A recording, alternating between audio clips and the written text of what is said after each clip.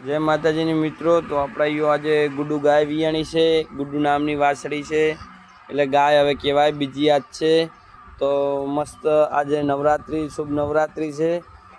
તો નવરાત્રિના દિવસે એકમ છે ને એકમની આપણાની વાસળીનો જન્મ આવ્યો છે। ગીરલોન્ડો ટાઈપ છે, લાલ કલર ને વ્હાઈટ બરાબર। તો આપણે હવે એને ટોટીમાં 3-4 ટોટીઓ દૂધ પાયું છે પણ તોય ભૂખી રહી ગઈ છે। અડધો કલાક થયો તો હું ટોટી પાઈશ। તો ટોટી ભરી આપણે આને દૂધ પાવાનું છે।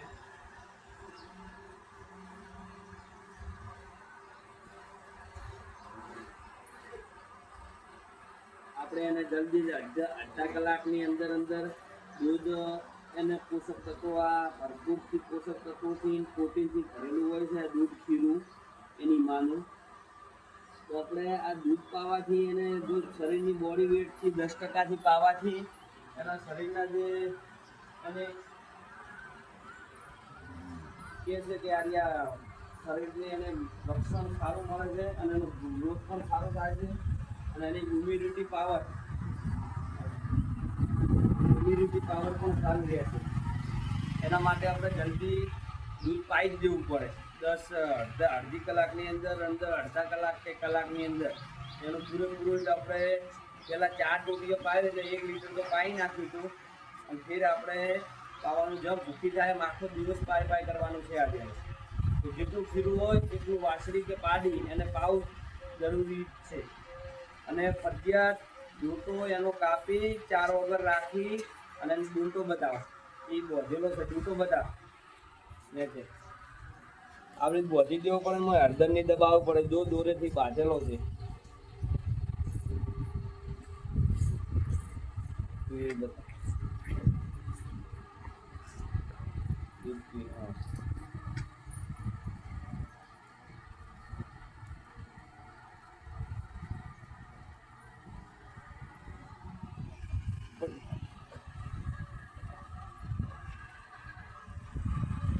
લાઈક કરો તો તમે જોઈ શકો છો વાસળી ઊભી છે।